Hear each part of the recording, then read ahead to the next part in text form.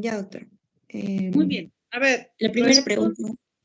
Responde la primera pregunta, Zaida Luna. La primera pregunta es una definición básica de lo que ¿qué es la hipoacusia súbita? María José, ¿podrías ampliar un poquito tu pantalla para que se vea más grande? Y, a ver, no está Milagros, ¿no? Luna, ausente, faltó. Sí, entonces Brandon Mendívil responda a esa pregunta.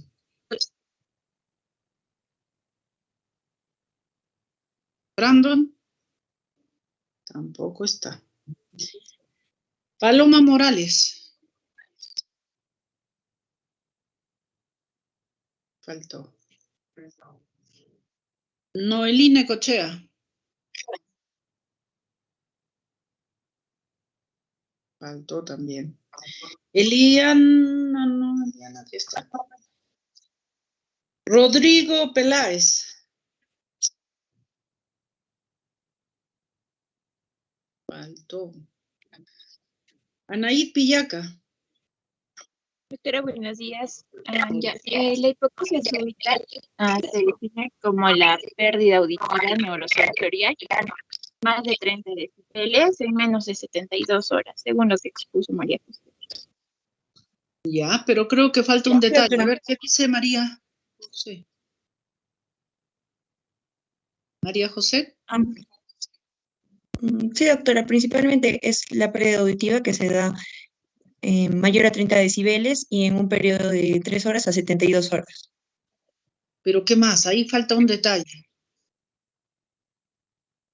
En 3 frecuencias consecutivas, ¿sí o no? Sí, doctora. ¿Ya? Muy bien. Siguiente pregunta. A ver, responde Noelí Rodríguez. ¿En qué paciente suele darse más la hipoacusia súbita? Presente, doctora.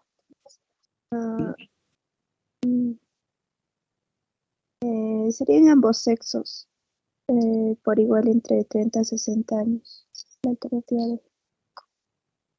María José. Sí, es correcto, doctora. No hay una diferenciación entre los sexos y suele darse más entre 30 y 60 años de edad. Ya, muy bien. Siguiente pregunta. Responde Ingrid Salas.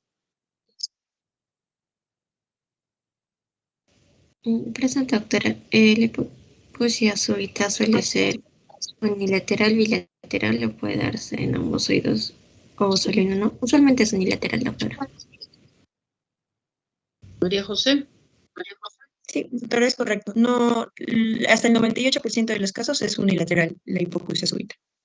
Ya, perfecto. Siguiente pregunta. Responde Xiomara Serrano.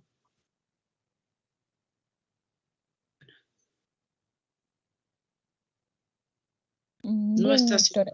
Sí, presente, doctora. Doctora, buenos días. Bien. Bueno, ¿qué dice? Dentro de la etiología se da principalmente puede ser por causas cocleares, retrococleares e idiopáticas. La alternativa. María José. Doctora, es correcto, doctora. Dentro de esas 3 causas se incluyen las causas, como ya mencioné, infecciosas, también metabólicas, algunos antecedentes vasculares y también las causas idiopáticas, ¿no? Ya. Pavel, responde la siguiente pregunta. Pavel Serrano.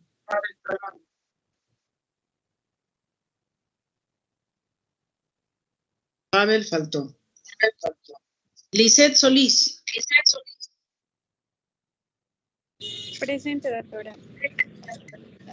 Bueno, ¿cuántas hipótesis existen sobre su etiología? Hay 3, la vascular, la autoinmune y la infecciosa. Sí, es correcto, doctora. Ya, muy bien. Siguiente pregunta, Carlos Torres. Presente, doctora.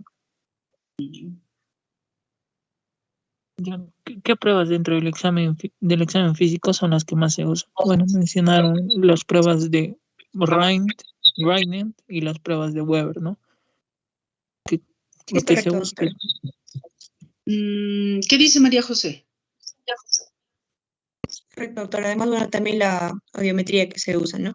Pero dentro del examen físico, las que más se usan es la prueba de Riney y la de Weber. Ya, bien, bueno. Pero en eso, mira, ahí dice examen físico, es lo que ustedes pueden ver, palpar, ¿no? Entonces, hay que hacer un examen físico otorrinolaringológico. Dentro de eso estaría el examen de los pares craneales y en este caso de los pares. Ahora, las pruebas de Rine y Weber. Por cierto, María José, ¿qué diferencia hay entre la prueba de Rine y Weber? ¿Qué mide cada una de ellas? Doctora, la de Weber va a evaluar la hipoacusia si es unilateral o bilateral. Y la prueba de Rine lo que va a evaluar es la conducción auditiva, si es mejor vía aérea o vía ósea. Ya, ¿cuál examina la vía aérea y la vía ósea? La prueba de Rine, doctora. Ya, ¿y la de Weber? El grado de hipoacusia se evalúa al ponerse el diapasón en la mitad Ya, craneal. pero Weber evalúa aérea y ósea, ¿o cuál de ellas? O igual que la Rine. La Rine me ha dicho que evalúa las dos. Perdón, doctora, no le escuché bien lo último que mencionó. La pregunta era, ¿qué tipo de hipoacusia evalúa cada una de estas pruebas que has mencionado? Me has dicho que el Rine evalúa la vía aérea y la ósea. ¿Y el Weber? ¿Aérea, ósea o ambas? La hipoacusia, doctora, de percepción o la neurosensorial y la de transmisión, que es la conductiva. O sea, la Weber examina las dos. Claro, porque en estos tipos de hipoacusia, normalmente, cuando es una hipoacusia neurosensorial, se va a lateralizar el sonido hacia el lado sano, mientras que es una conductiva o de transmisión, se va a lateralizar al lado enfermo, o sea, el oído que no percibe, ¿no? En conclusión, entonces, la Weber evalúa vía aérea y vía ósea. ¿Eso estás diciendo? No, la de Rine, doctora, evalúa la vía aérea y la vía ósea. Eso ya me lo dijiste y está bien. Ahora, Sí, la Weber. la de Weber evalúa la hipoacusia si es neurosensorial o de transmisión. Por eso, o sea, es lo mismo, pues. Me estás diciendo neurosensorial, que es la de vía ósea, y de transmisión, que es la vía aérea. O sea, sería igual que el Rine. Ambas evalúan aérea y ósea. Ya, enseguida lo vamos a aclarar eso. A ver, siguiente pregunta, Carlos Torres. ¿Cuál es el tratamiento recomendado en la hipoacusia súbita?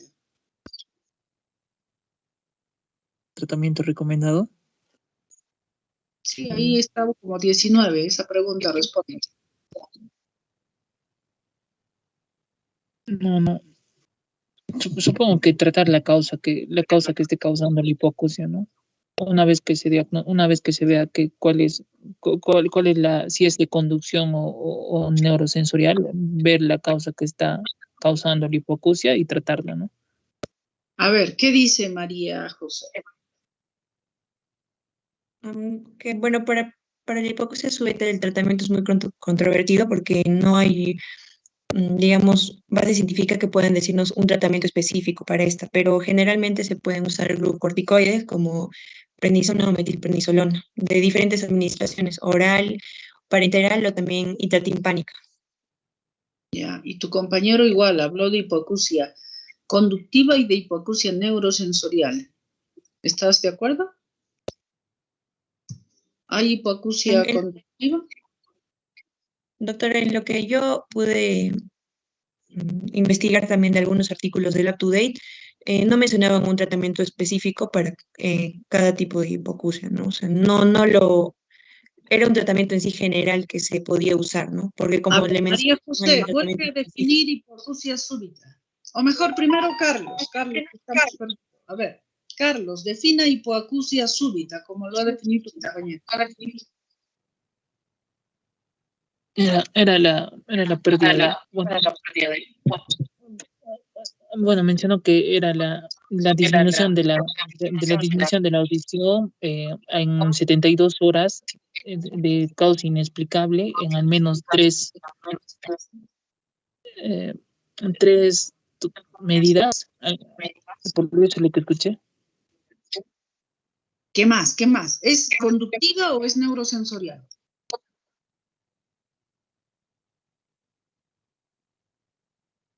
Eso no lo sé, doctora. María José. Neurosensorial. Neurosensorial, doctora. Neurosensorial. Entonces no puede haber hipoacusia conductiva, es hipoacusia neurosensorial. Muy bien. Última pregunta. ¿Cuál es el pronóstico de la hipoacusia súbita? Melanie Vázquez.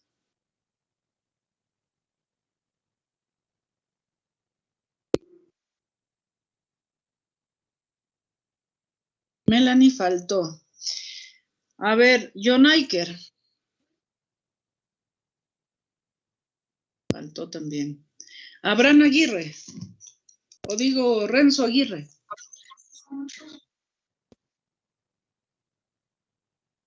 Faltó. A ver, John Covarrubias.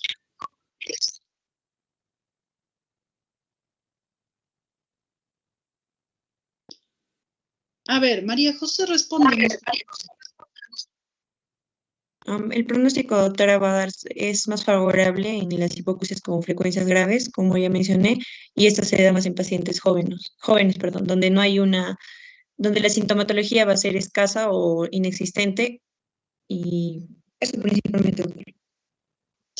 Y hay un detalle más en cuanto a la presencia de empleos. ¿Cómo es? No se escucha bien, doctora, está entrecortado. De lo que has mencionado, hay un relación a los vértigos. ¿Cómo es? El vértigo. Normalmente,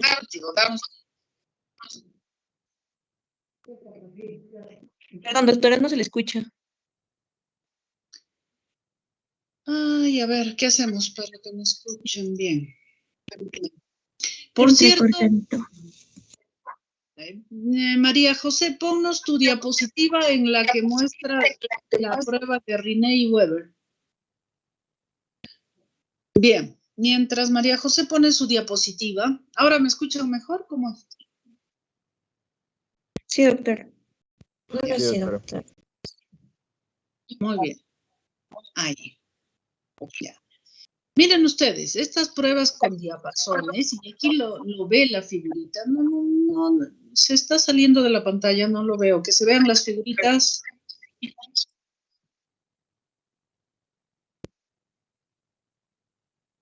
No lo muevas, estaba bien, solo...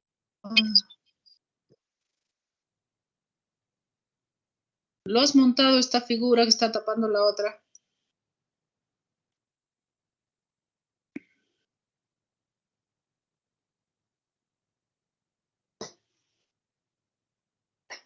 Bueno, ya que se... Ya. Bien.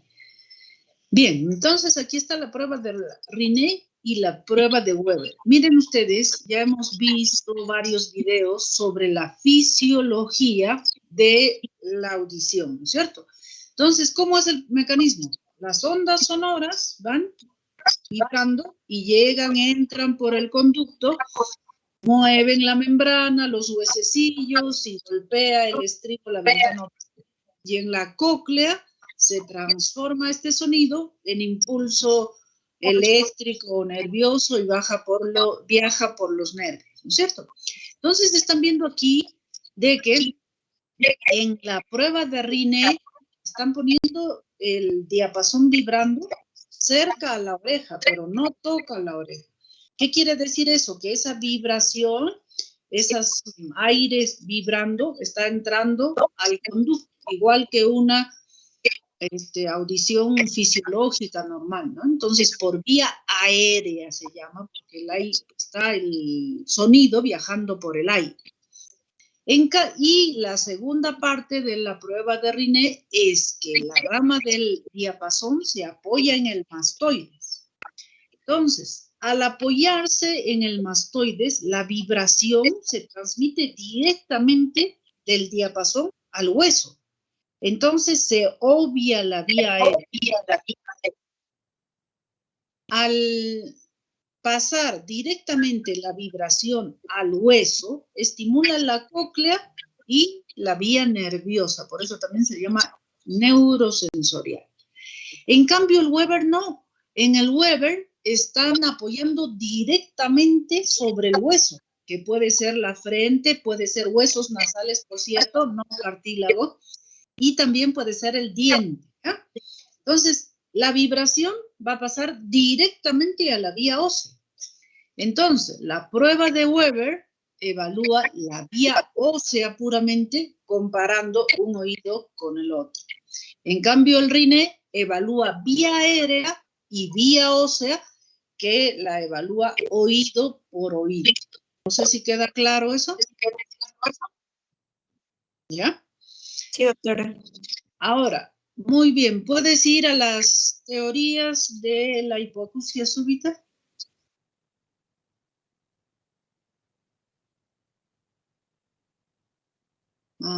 Ya. Bueno, que hay que saberlo diferenciar. A ver, ¿cómo vamos a ver, María José, dinos diagnósticos diferenciales de la hipoacusia súbita. Una membrana timpánica perforada, doctora, cuerpo extraño en conducto auditivo externo. Ya, pero ese cuerpo extraño tiene que tener alguna condición.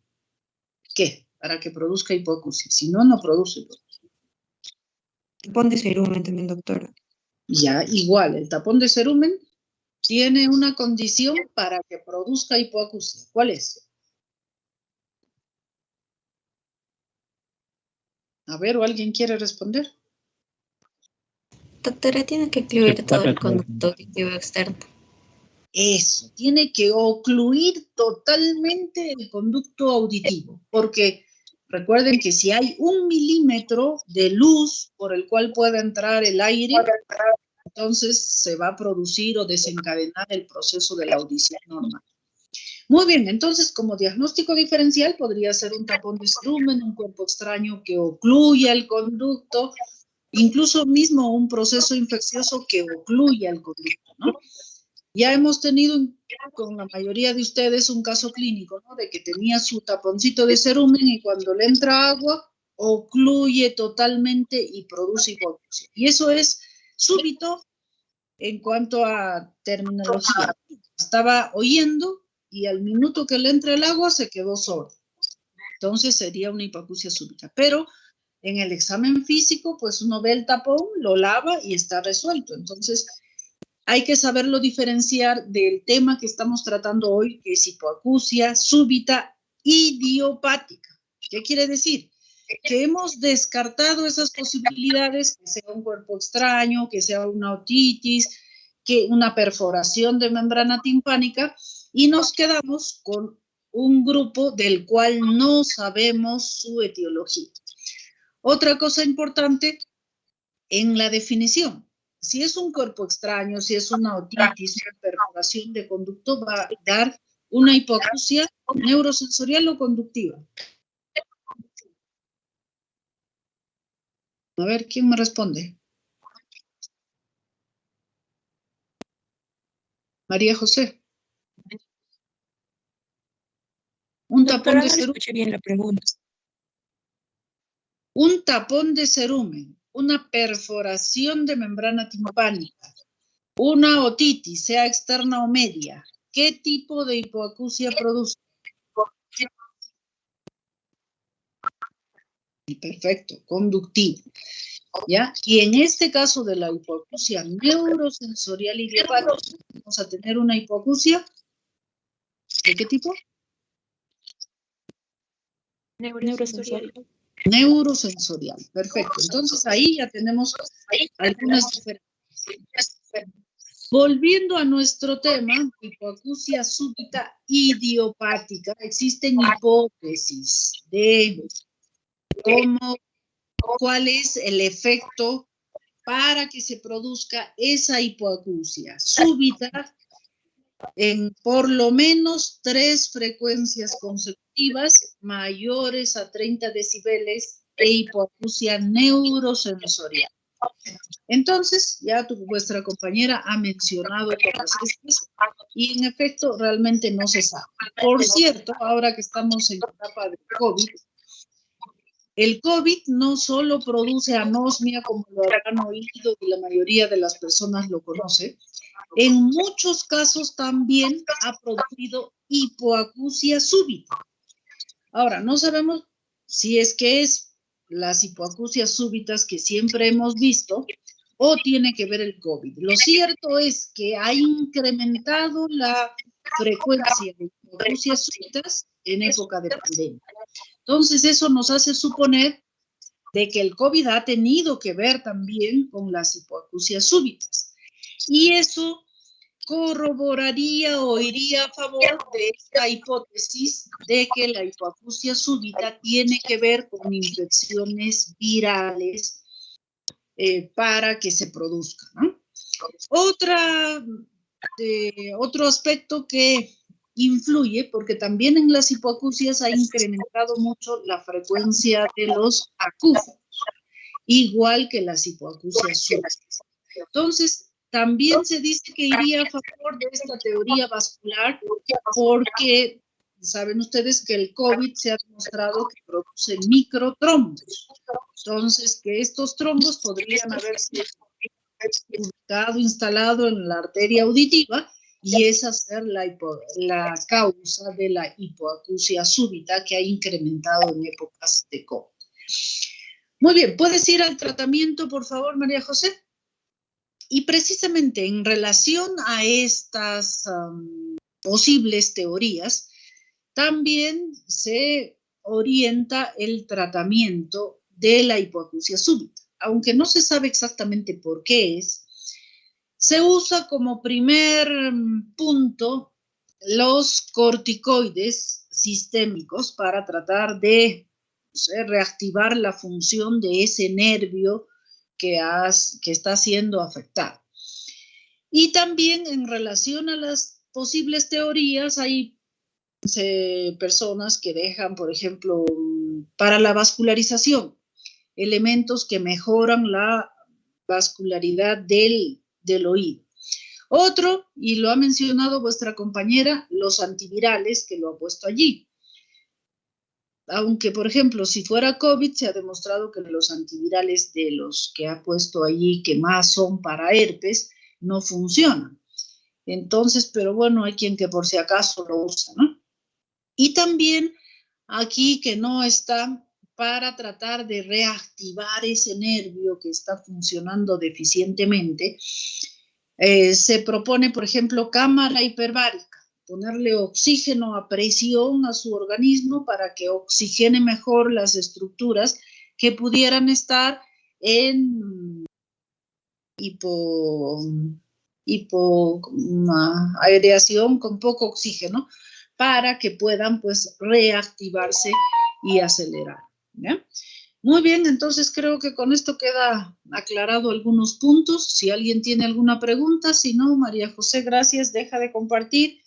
Y seguimos con el tema de Carlos Torres. Está bien, doctora. Muy bien. Me lo van a presentar. Sí, ya.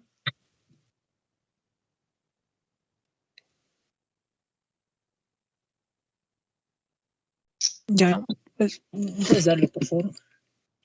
Ya, bueno, buenos días, doctora.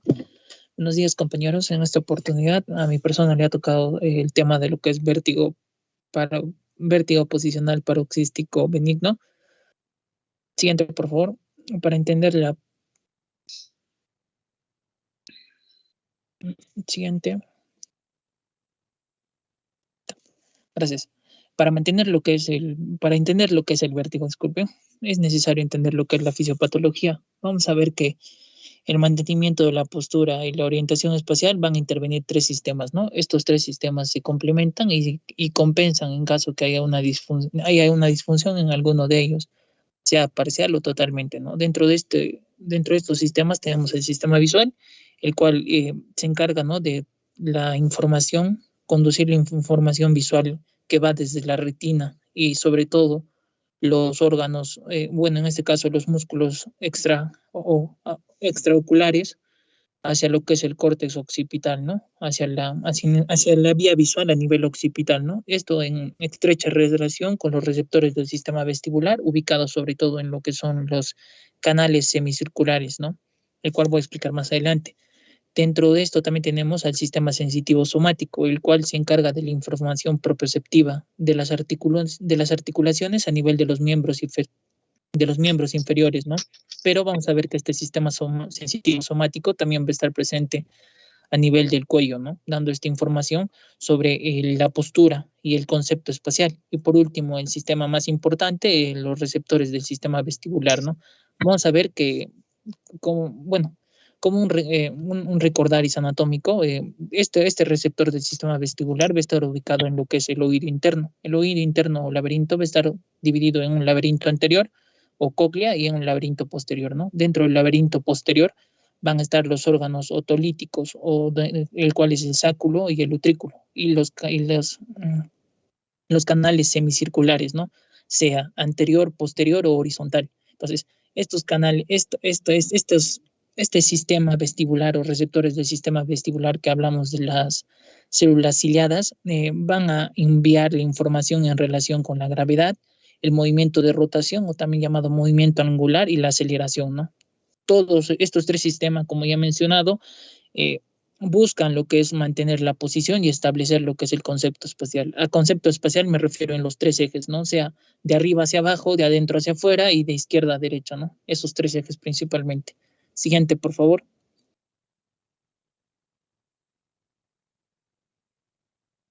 Siguiente.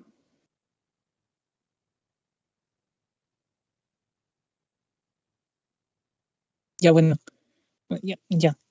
Lo que principalmente vamos a ver es las vías, ¿no? Vamos a ver que estos receptores vestibulares, como ya les he mencionado, lo que son las células ciliadas, se encuentran en el oído interno, ¿no? En el laberinto posterior, en el utrículo sáculo y los canales semicirculares. Como puede verse en la imagen, el concepto espacial va a ser integrado por varios sistemas, ¿no? Y depende mucho de estos sistemas tener un equilibrio, ¿no? Y la alteración de sobre todo de lo que es el sistema vestibular, va a dar lo que se conoce como vértigo, ¿no?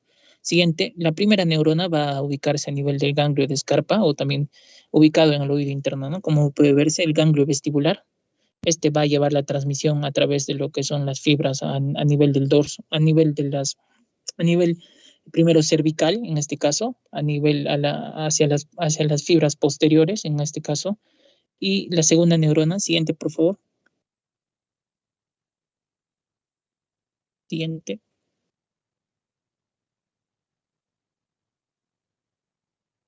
No se ve. Ya, bueno, como mencionaba, la primera neurona sensitiva va a ser a nivel del ganglio vestibular. Y la segunda neurona, en este caso, la segunda neurona sensitiva va a integrar toda esta información que precede de los receptores vestibulares hacia la base del cuarto ventrículo, ¿no? Que va a ser en este caso, la segunda neurona sensitiva o la neurona sensitiva de segundo orden, ¿no? A nivel de la base del cuarto ventrículo. Lo importante de esto es que al hablar de vértigo, estamos hablando de un vértigo periférico, ¿no? Entonces no va a involucrar las vías que comprenden tanto al cerebelo ni a la vía que comprende el cuarto ventrículo, la base del cuarto ventrículo, ¿no? Todo esto lo que se busca es la formación, ¿no? O la coordinación de los movimientos oculares y la rotación de la cabeza, ya que va a haber una estrecha relación, sobre todo lo que se conoce como reflejo vestíbulo ocular, ¿no? Que va a dar sintomatología que se va a explicar más adelante. Siguiente, por favor.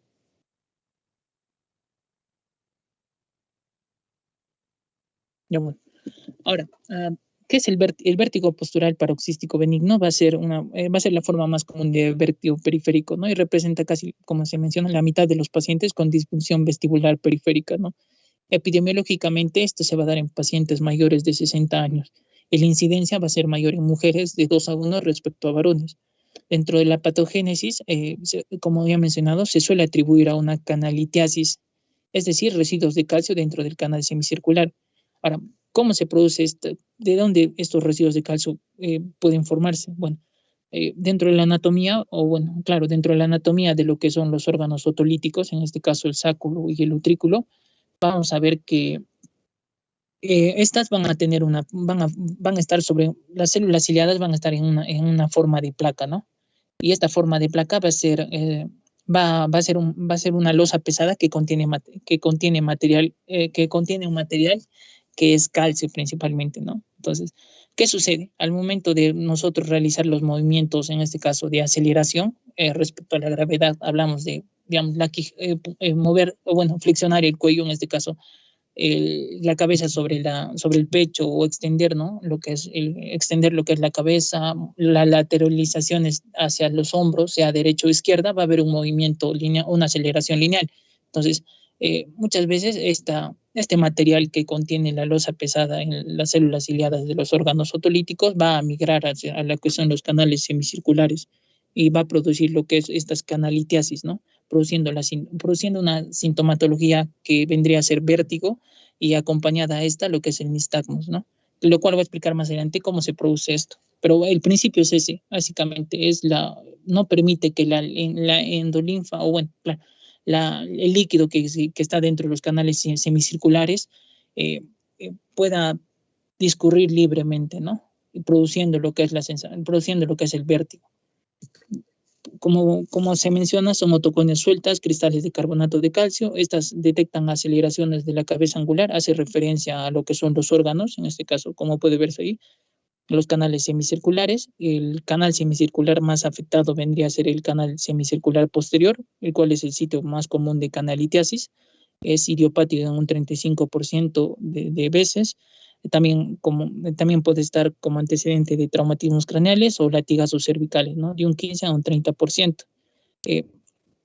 También se puede producir por efecto residual de una variedad de patologías vestibulares, ¿no? Más comúnmente la enfermedad de Meniere, neurinitis vulvar, cirugía de oído, también la infección por herpes zosterótico o isquemia del oído interno, ¿no? O pérdida auditiva neurosensorial repentina, ¿no? La hipoacusia súbita que se mencionó anteriormente. Siguiente, por favor.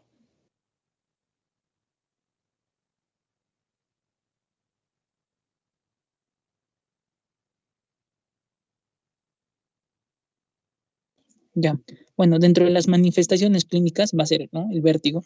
¿Y a qué se refiere con vértigo? El cual es una ilusión de rotación temporal, ¿no? Que empeora con el movimiento de la cabeza. Vamos a ver que dentro de cómo se puede identificar lo que es el vértigo postural paroxístico benigno, es que los episodios de este vértigo duran de 1 minuto o a menos, ¿no?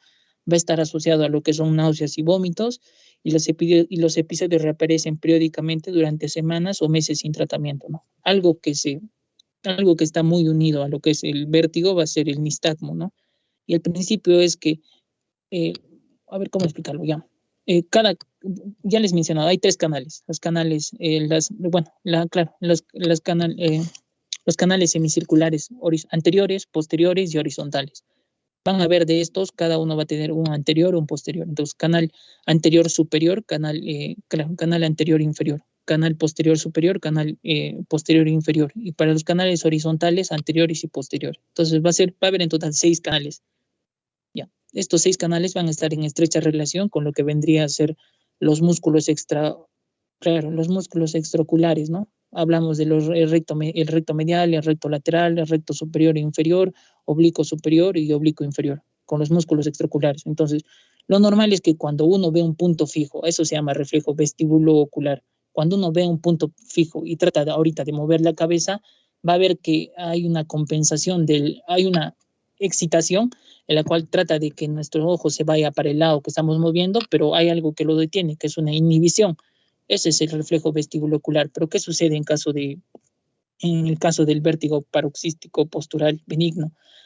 Al haber lo que es la presencia, ¿no?, de una litiasis o una canalitiasis, como se ha mencionado, va a haber una inhibición de este reflejo. Entonces, esto va a causar de que, como se puede ver en la imagen, el movimiento de los ojos sea más retardado. Entonces, lo que normalmente uno puede ahorita ver un punto fijo y poder está rotando la cabeza, va a ver que va a haber compensación de los músculos. De los músculos excitatorios e inhibitorios, pero en los pacientes que presentan la patología explicada, no va a haber esa compensación. Entonces se va a sentir, se va a ver, o bueno, el observador va a ver hacia aquel paciente que el movimiento se produce a pesar de no haber rotación de la cabeza, ¿no?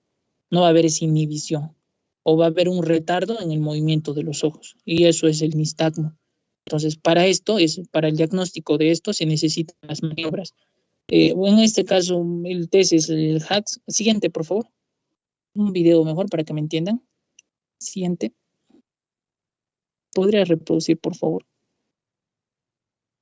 Entonces, esta es la de Dix-Hallspike, ¿no? Para el diagnóstico de lo que es el vértigo.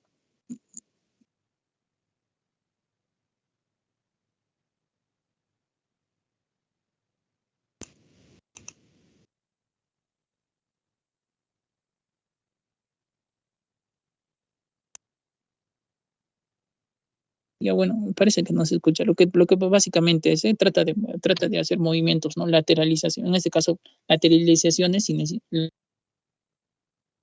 la cabeza y la va a recostar a la paciente, ¿no? Y la va a poner de decúbito supino. Esa serie de movimientos es para provocar lo que es el nistagmo, ¿no? Y acercarnos más a lo que es el diagnóstico de vértigo paroxístico. ¿Ves cómo se puede ver? De vértigo postural paroxístico benigno. Es la maniobra de Dix-Hallspike.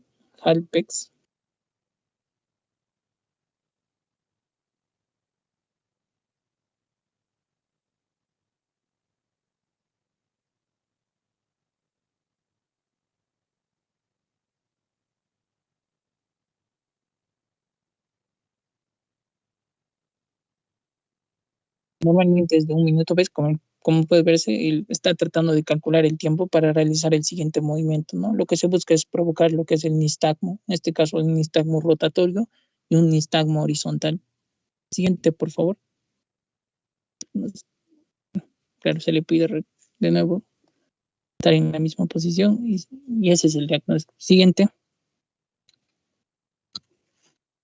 Bueno, se han propuesto criterios diagnósticos que emplean, ¿no? La maniobra de Dix-Hallspike para lo que es el vértigo postural paroxístico benigno del canal posterior, ¿no? Que es el canal más mayormente afectado.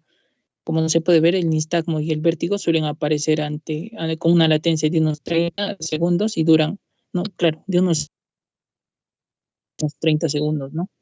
El nistagmo, como ya he mencionado, tiene una trayectoria típica, latiendo de arriba y hacia arriba y torsionalmente, ¿no? Con los polos superiores de los ojos latiendo hacia el suelo.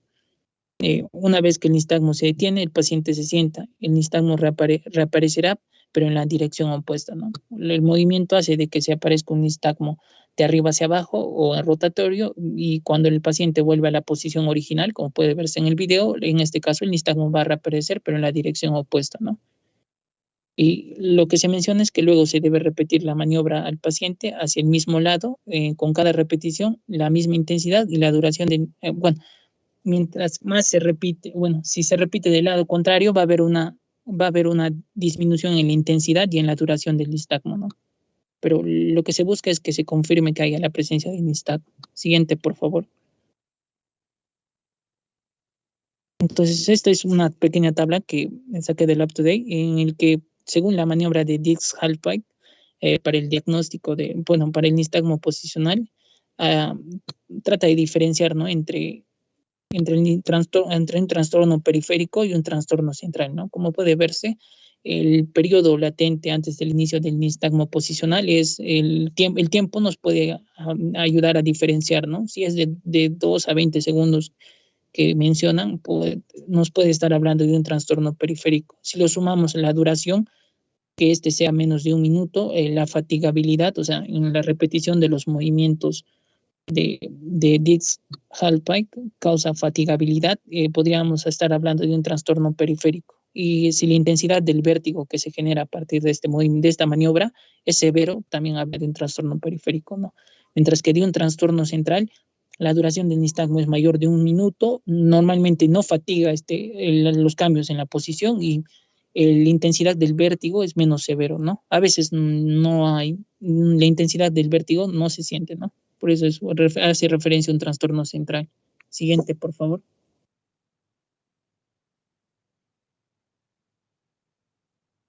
Bueno, como se ha mencionado, el diagnóstico del vértigo paroxístico postural benigno se basa en síntomas característicos, la presencia del nistagmo provocada por la maniobra ya mencionada, a esto se le llama una prueba de provocación, y descartar, ¿no?, la ausencia de otras alteraciones en el examen neurológico. Bueno, dentro de la bibliografía mencionaba, ¿no?, la electronistagmografía o videonistagmografía, que evalúa las respuestas calóricas, ¿no?, y registra otros movimientos oculares. Esta se va a encontrar normal en lo que es el vértigo postural paroxístico benigno. Ahora, teniendo también la audiometría, en este caso, si se realiza, suele ser normal, o al descartar otras causas, ¿no? Y la neuroimagen, ¿no? Si es necesaria, si el nistagmo no se ajusta al perfil clásico, ¿no? Como ya se ha mencionado, tiene la intensidad, la fatigabilidad, la intensidad del vértigo, ¿no? La duración.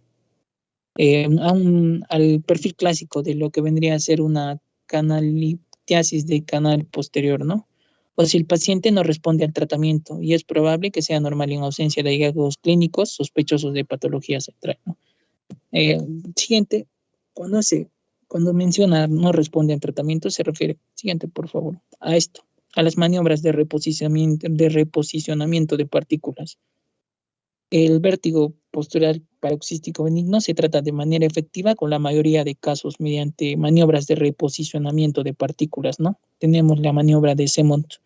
Va a haber maniobras que va a realizar en este caso el médico tratante, y va a haber maniobras a las cuales se le va a enseñar al paciente para disminuir la intensidad del vértigo, ¿no? Dentro de ellas van a haber maniobras de reposicionamiento modificadas enseñadas a pacientes y maniobras de reposicionamiento que el entrevistador, bueno, que el médico tratante lo realiza, ¿no? Lo que se busca es que esos restos de carbonato de calcio que se ha mencionado en la patogenia, ¿no?, traten de ir a lo que es el utrículo, ¿no? Y disminuir lo que es la intensidad del vértigo o aliviar lo que es las molestias de vértigo, ¿no? Siguiente, hay unos videos para que me entiendan mejor.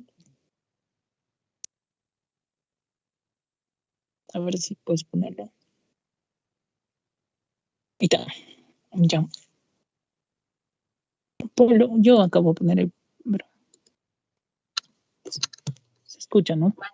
Solo con el movimiento de la cabeza. El líquido dentro del oído interno también se mueve para informar al cerebro que se produjo un giro de cabeza.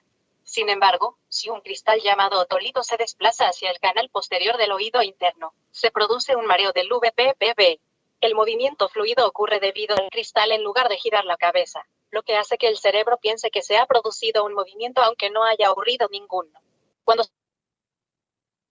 este VPPB del canal posterior tratando de sacar el cristal suelto del canal, esta maniobra se inicia girando la cabeza 45 grados y el cuerpo hacia atrás de manera que la cabeza se extiende unos 20 a 30 grados. La dirección de este giro de cabeza inicial está determinada formalmente por la maniobra de Dix y Piquet. Dicho esto, el giro inicial de la cabeza suele ser hacia el lado que desencadena más gravemente el mareo. Si el VPPB está presente, se producirán espasmos oculares llamados nistagmo.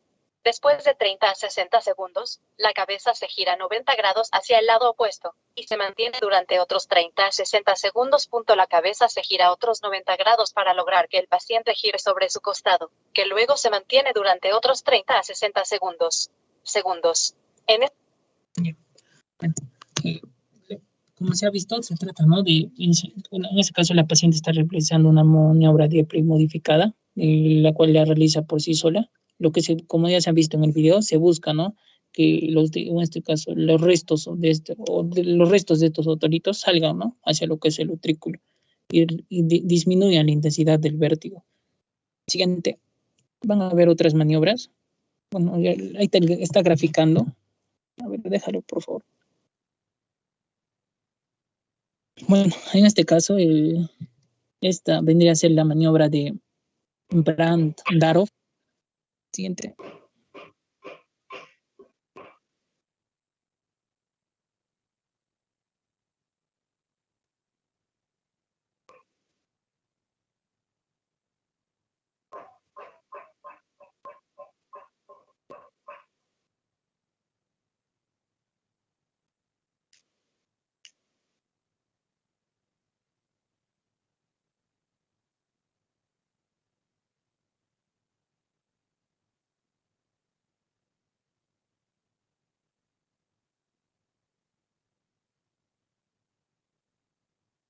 Siguiente.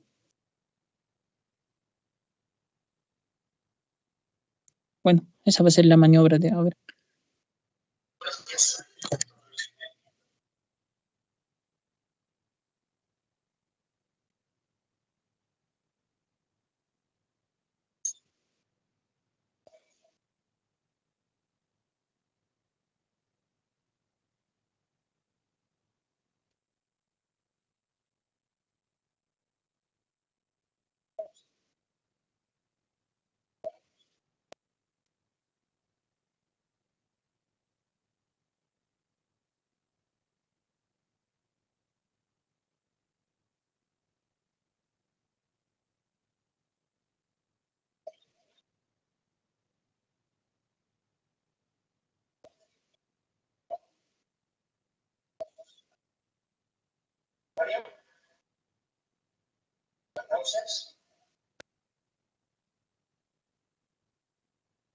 Disculpa, Carlos, no se escucha. No, no sé por qué Teams no reproduce el video con sonido. Estoy tratando de reproducirlo desde mi computadora.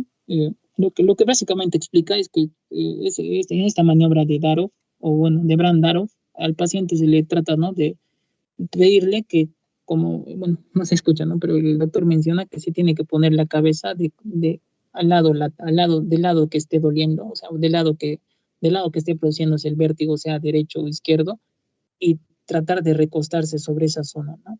Esperar a que el vértigo desaparezca y a sumarle 30 segundos, recostarse de nuevo a la posición original. A ver, siguiente, a ver, quítale, por favor. Con la imagen podría explicarlo mejor, ¿eh? Muy bien, muy bien. Es que doctora, la mayoría de maniobras tiene el propósito, vendría a ser casi el mismo, ¿no? Lo que se busca es, uno, aliviar el vértigo. Dos, se ha visto que la repetición de las maniobras de reposicionamiento han disminuido lo que es las situaciones de vértigo a lo largo del tiempo. Y la tercera es que, como ya se ha visto en el video anterior, los detritos, o en este caso, bueno, los restos, ¿no?, de estos otolitos salgan hacia lo que es el utrículo, ¿no?, y hacia el utrículo, o sea, salgan de lo que son, en este caso, el canal semicircular posterior, hacia lo que vendría a ser el utrículo y el sáculo, ¿no? Y no produzcan el vértigo. Como su nombre está muy bien, y como su nombre dice, es reposicionar, volverle a su posición normal a ese otolito que ha salido de su lugar y que es la causa de ese vértigo, ¿no? Está muy bien. Sigue, Carlos.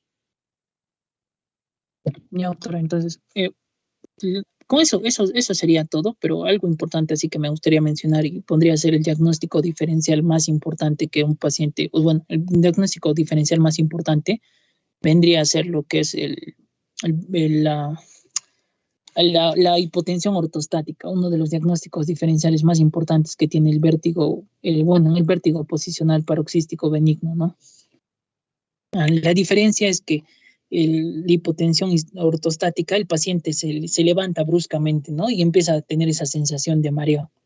La diferencia con el vértigo es que el paciente el paciente en la anamnesis va a referir, doctor, me trato de acomodarme de un lado a otro, o sea, no es necesario que se levante, sino basta con que trate de cambiar de posición al momento de dormir para que se produzca el vértigo.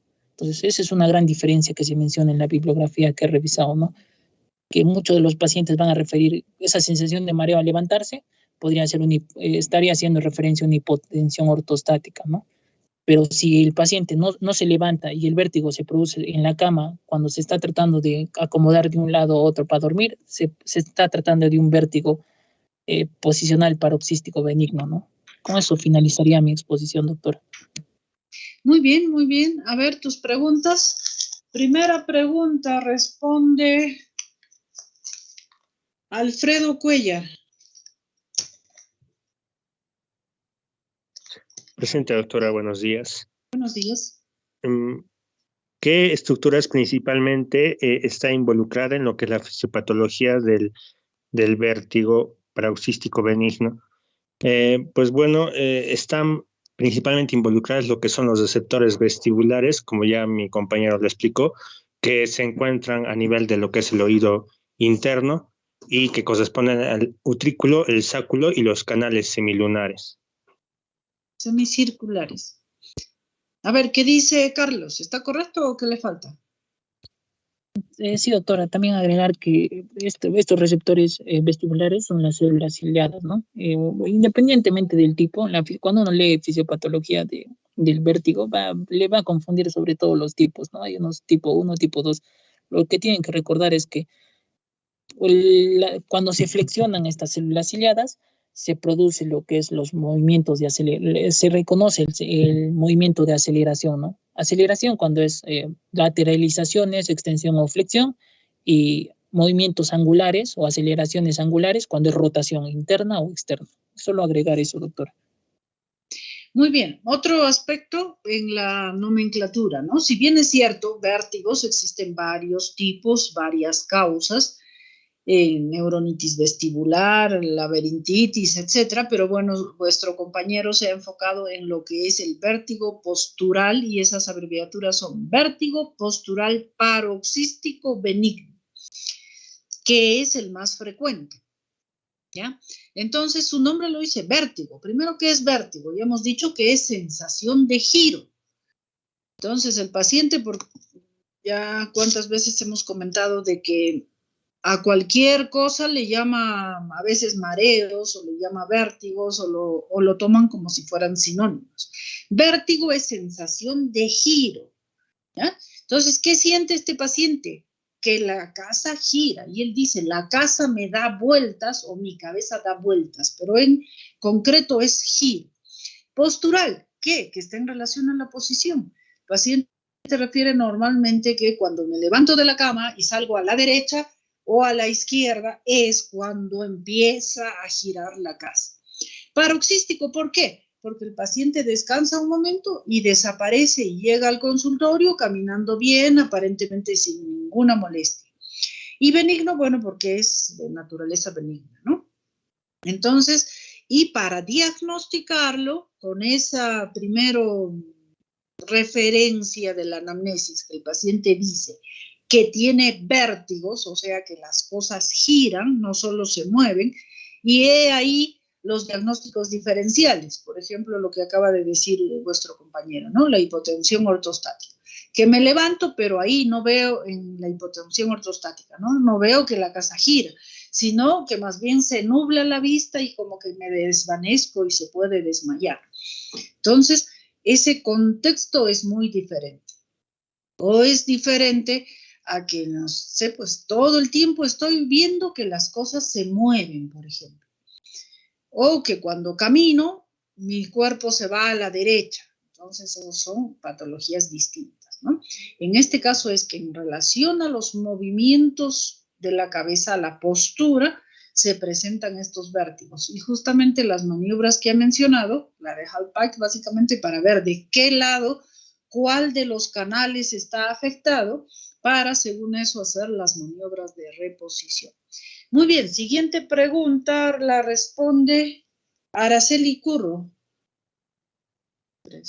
Sí, doctora. ¿Qué sistema se encarga de la información propioceptiva? Es el sistema sensitivo somático, ¿no? El cual es parte del concepto espacial, que ya nos explicó el compañero. A ver, que lo explique, ¿qué dice Carlos? ¿Está bien lo que ha respondido tu compañero? Sí, doctora. Sí, está bien lo que ha respondido.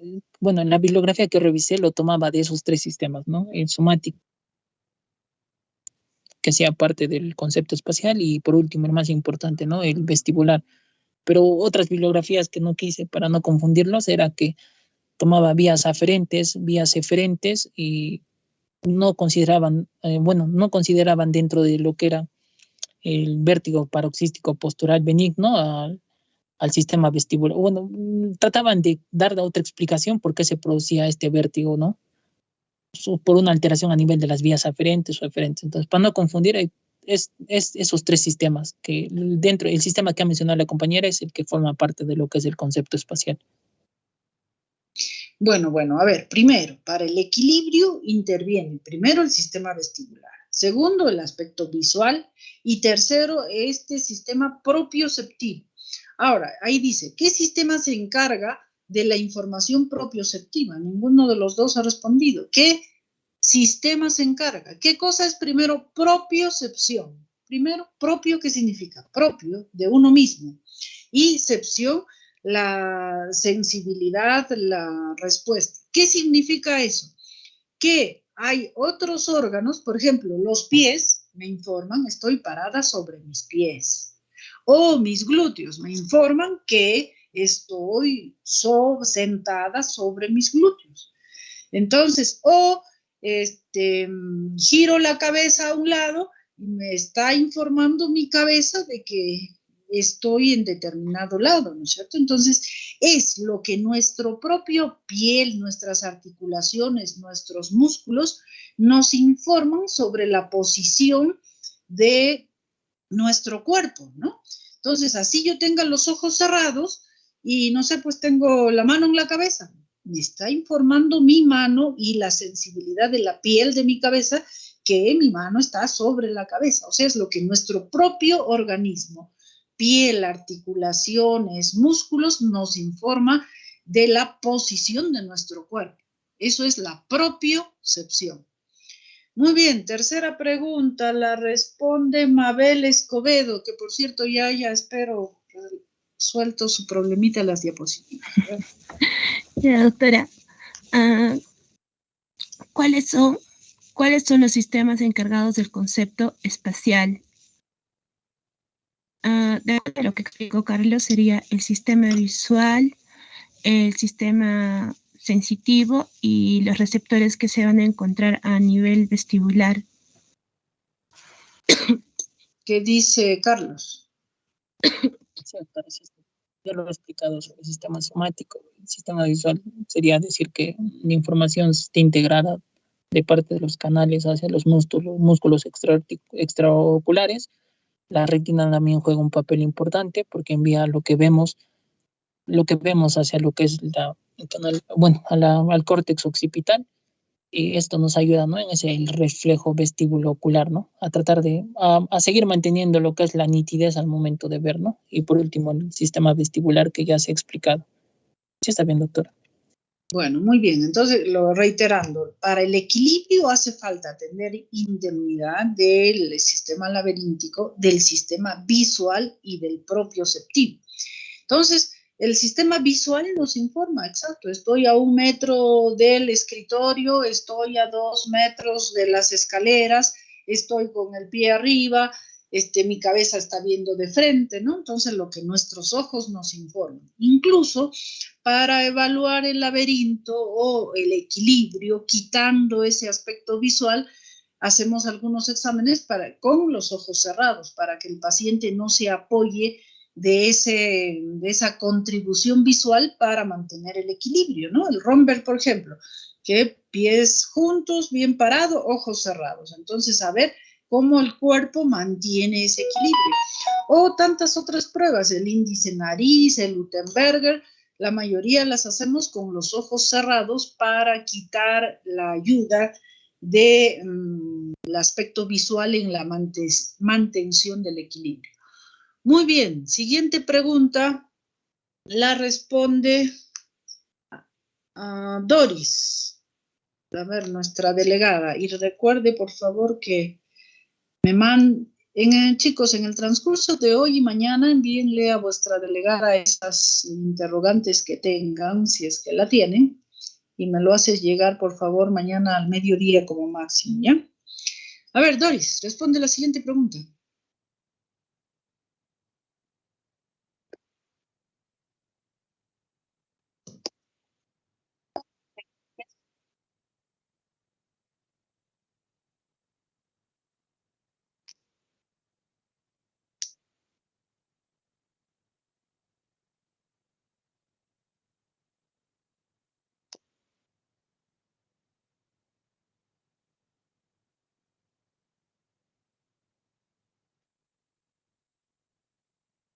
¿Qué dice Carlos? Sí, doctora, como mi compañera lo mencionó, la duración para tratar de diferenciar un trastorno periférico de uno central es el periodo, ¿no? Al momento tiempo de inicio del nistagmo, ¿no? Como en el cuadrito mencionaba de 2 a 20 segundos, la duración que también se mencionaba tiende a ser menos de 1 minuto el nistagmo periférico del nistagmo central, que el vértigo produce fatigabilidad, ¿no? En fatigabilidad con la repetición, mientras que en un trastorno central normalmente no produce, ¿no? No es no fatigante. Y la intensidad en un trastorno periférico es bien severo, ¿no? El paciente refiere que le gira mucho, porque, bueno, como mencionó, le gira las cosas a su alrededor y produce muchas molestias, ¿no? Mientras que en un trastorno central es menos severo, o a veces no hay intensidad de vértigo, ¿no? Solo hay esa sensación de que gira, pero no hay esa sensación desagradable que produce el vértigo. ¿Me explico? Bueno, más o menos. Fuera de lo que están mencionando, y primero miren, este aspecto de saber diferenciar si este vértigo es periférico o es central es muy importante, porque ustedes como médicos generales, según esa diferencia, ustedes van a encaminar al paciente o lo mandan al otorrino para que le haga maniobras de reposición o lo mandan al neurólogo a que haga otro tipo de diagnóstico. Entonces, primero, el trastorno periférico, vale decir, propio del laberinto de la vía nerviosa a nivel del nervio cócleo vestibular. Su lesión primero es vértigo, no es otra sensación. Y vértigo es sensación de giro, hemos dicho. En la parte neurológica o en el central, no. Puede ser sensación de inestabilidad, las piernas le flaquean, la cabeza le jala, o visión borrosa o visión doble, que a veces el paciente también confunde con lo que es vértigo. Segundo, la concomitancia con otros signos. En el vértigo postural paroxístico benigno, por ejemplo, no hay alteraciones auditivas, no hay acúfenos, solamente esa sensación de vértigo. Quizás en otras pueda haber hipoacusia, pueda haber acúfenos, pero el vértigo periférico puede estar asociado o no a otras manifestaciones otológicas, como decimos acúfenos, vértigos, hipoacusia. En cambio, en el central, no, más bien está relacionado con cosas del sistema nervioso central, visión borrosa, que no ve alguno de los lados, sensación de pérdida de fuerzas, pérdida de fuerza muscular o alteraciones en el habla, etcétera, que pueden acompañar, y eso también diferencia si es periférico o si es central. Otro, muy bien lo acaba de decir en cuanto al nistagmo, ¿no? Ese movimiento ocular. Cuando es periférico, generalmente el movimiento es horizonto rotatorio. En cambio, cuando es central, es generalmente vertical, ¿ya? Se ve el ojo que está subiendo. Incluso el propio paciente lo menciona.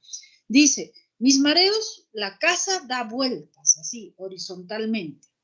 En cambio, si es central, ellos suelen decir, es de arriba para abajo, ¿ya? Es así, la casa gira o mi cama se da vueltas, va hacia arriba y cae, es vertical. Entonces esa también es una diferencia. En cuanto al nistagmo periférico es agotable, ahí da sus batidas, 1 minuto generalmente, y luego desaparece. En cambio, el central es persistente, todo el tiempo está allí girando, sea horizontalmente o verticalmente. Y incluso también allí una diferencia con el nistagmo congénito, ¿no? Eso es diferente. El paciente desde el día que nació, sus ojitos están allí haciendo ese nistagmo. Entonces, pero si estaba bien y aparece ese nistagmo inagotable, nos está hablando de patología central.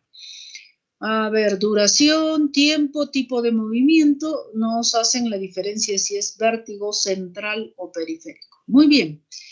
A ver, Doris se ha salteado la pregunta 4 que la va a responder Arons. Doctora, buenos días, ¿me escucha? Sí. ¿Cómo se realiza el diagnóstico? Esa es la pregunta, ¿verdad, doctora? La 4. Sí. Ya. El diagnóstico en sí es clínico. Entonces se puede observar lo que es la presencia del nistagmus y puede ser a causa, ¿no? En este caso de maniobras de provocación. ¿Qué dice Carlos? Sí, doctor, está bien. El diagnóstico es clínico y se puede, bueno, el síntoma sugestivo es, ¿no? El vértigo que el paciente refiere al momento de la consulta y se puede confirmar con las maniobras de provocación, ¿no? Muy bien. A ver, Judith Huaranca, respóndanos la pregunta 6. Sí, doctora, ¿se me escucha? Sí. Y la pregunta 6 es, ¿cuál es la finalidad de las maniobras de reposicionamiento? Generalmente, doctora, la finalidad es de aliviar los síntomas de vestijo mediante el reposicionamiento, ¿no? En este caso, el reposicionamiento va a ser canalicular, como por ejemplo la maniobra de Epley. ¿Y dice Carlos? Sí, doctor, está bien. Lo que se busca es, ¿no? Aliviar el vértigo y el nistagmo fatigante y el ejemplo que ha dado es bueno. La maniobra de Epley también pueden ser las otras maniobras, ¿no? Claro, ¿sí? Su nombre dice reposicionar, volver a su posición normal al otolito que se ha salido del lugar, ¿no? Siguiente pregunta, la responde Max Chacón.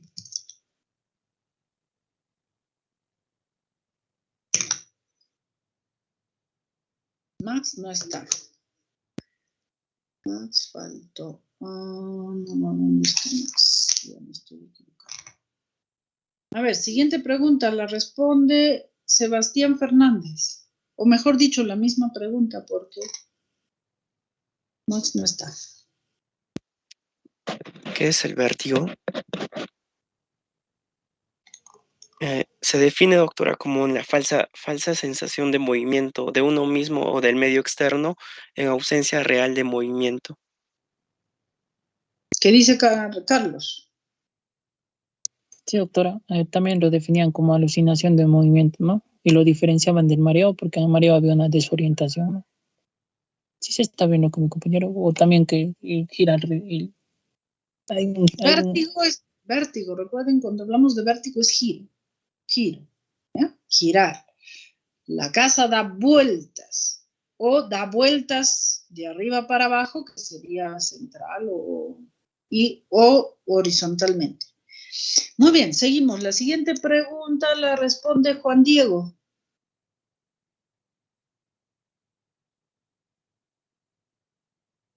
Juan Diego faltó también. Sí, doctora, presente. Ah, ya, Juan Diego, vamos.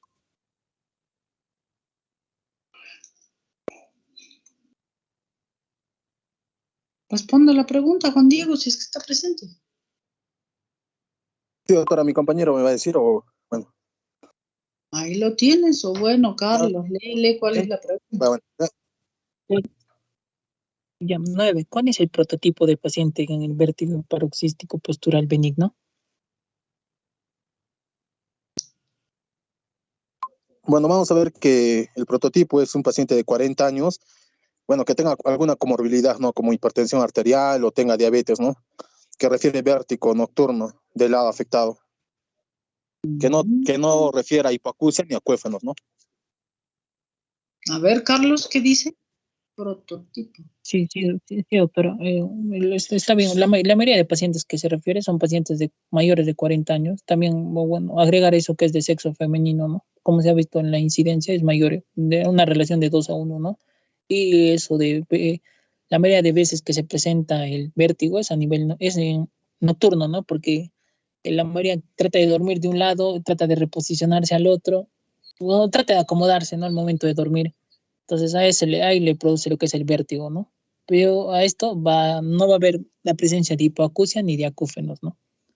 Ya, muy bien. Siguiente pregunta, a ver, responde Esmeralda Coa.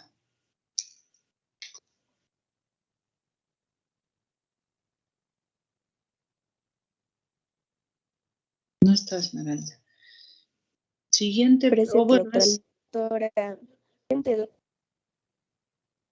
Doctora, ¿se me escucha? Sí. Es la pregunta 10, ¿verdad?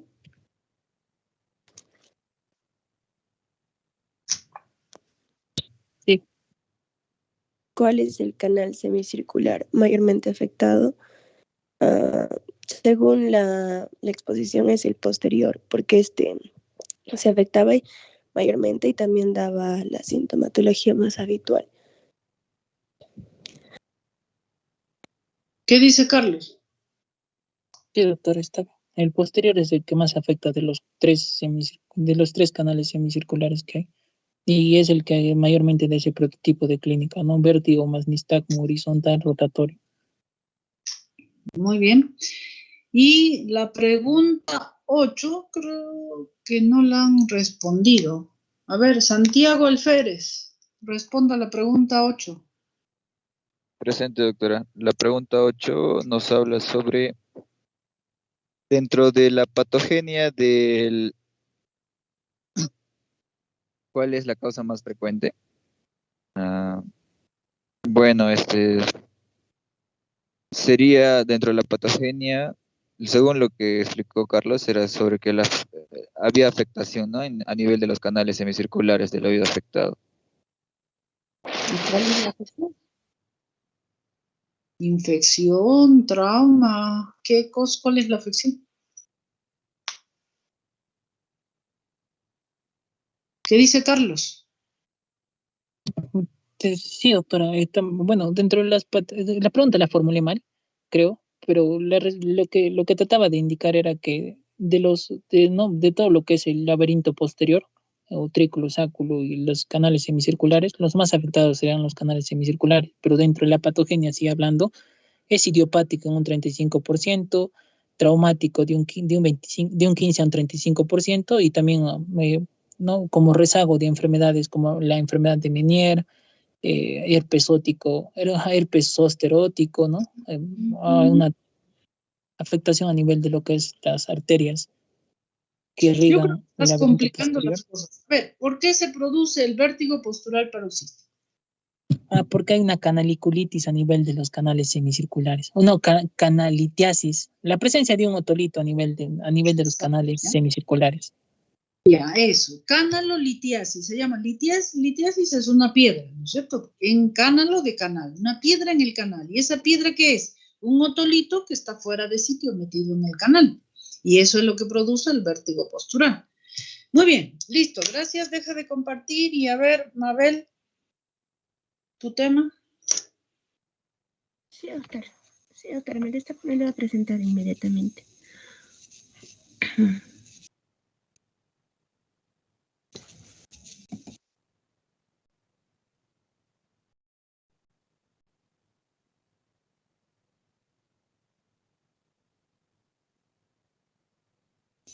Las diapositivas primero, por favor, Dorisita. O aunque sea, podemos estar viendo ese video. Ya. ¿Lo puedes agrandar, por favor? Ya. Doctora, buen día. Compañeros, buen día. Van a disculpar todo esto. Bueno, en esta oportunidad a mí me ha tocado exponer lo que van a ser tumores benignos. Hay que entender que los tumores del oído, tanto en su presentación benigna como malignas, van a ser una patología, por así decirlo, que se van a presentar de forma rara, pero van a ser más frecuentes las que van a ser de tipo benignas, ¿no? Para su mejor clasificación y no enredarnos, lo he clasificado en los tumores benignos, primero en lo que va a ser oído externo y medio y los tumores de ángulo pontocerebroveloso. En lo que van a ser tumores del oído externo y medio, vamos a tener a los tumores óseos, a los tumores glandulares, a los tumores glómicos. Posterior a esto vamos a hablar de los tumores ángulo-pontocerebrovelosos, que vamos a tener acá a los neuroma del acústico, a los meningioma y a los schwannsoma del nervio facial. Sobre todo vamos a ver que se va a presentar, vamos a ver más adelante que el schwannsoma se va a presentar en diferentes partes de acuerdo al nervio que van a afectar. El que sigue, por favor. Ya. Eso es por la posición, ¿no? El que sigue, por favor. Ya, bueno. Hablándoles netamente de lo que van a ser los tumores del oído externo y medio, vamos a tener acá los tumores óseos, y en especial vamos a hablarles de lo que son los osteomas, que van a ser estos los tumores benignos más frecuentes, sobre todo en el conducto auditivo externo. Vamos a ver que a diferencia de, vamos a ver también que se presenta extostosis, que no se van a considerar tumores verdaderos. A diferencia de estas, vamos a ver que los osteomas son múltiples. Se van a manifestar como formaciones únicas, redondeadas. Los exócitos sí son múltiples, pero vamos a ver que los osteomas se van a presentar como formaciones únicas, redondeadas y pediculadas. Estas implantadas sobre las suturas pequeñas prototimpánicas. Hay un video que les voy a presentar más adelante para que vean la diferencia. Y también van a ser petroescamosas. Están compuestas por un tejido lamelar, maduro, y va a estar atravesado por lo que van a ser los tabiques fibrovasculares.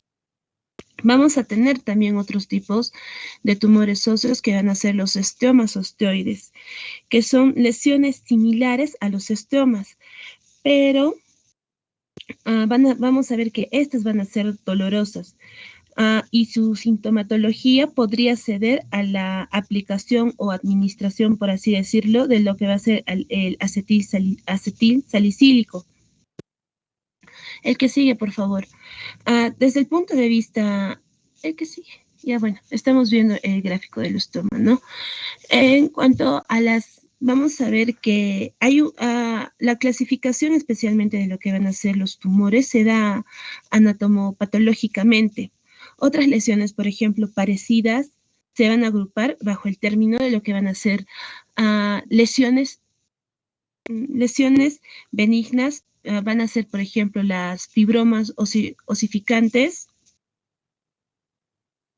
del oído externo, esta que va a englobar a lo que van a ser los fibromas osificantes y la displasia fibrosa. En cuanto a los fibromas osificantes, vamos a ver que su clínica va a ser similar al osteoma. Va a ver o se va a presentar mediante la pérdida auditiva, conductiva, hinchazón, dolor localizado, dolor de cabeza y secreción del oído. En cuanto a su morfología, va a corresponder a masas de tejido blanco, amarillento. Lamentablemente he buscado imágenes de esto, pero no hay, solamente hay imágenes así de TC, como está señalando la flechita azul, como se muestra. A veces se va a presentar en forma de quistes con contenido líquido ambarino. Y el diagnóstico es netamente anatomopatológico. También se va a presentar lo que va a ser la displasia de... cuidadito. Ya bueno. También se va a presentar lo que va a ser la displasia fibrosa. La displasia fibrosa, la cual que la clínica está dada ya que afecta el hueso temporal, por eso estamos viendo cómo, ¿no?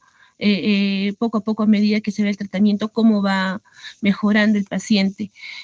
Como les decía, va a afectar lo que va a ser el hueso temporal, va a haber una lesión de crecimiento lento y progresivo, pero esto, según la literatura, indica que es indolora. Produce asimetría mastoide, hipoacusia de conducción. El diagnóstico es por TC y el tratamiento es por resección. El que sigue, por favor. El que sigue, por favor, Dorisita.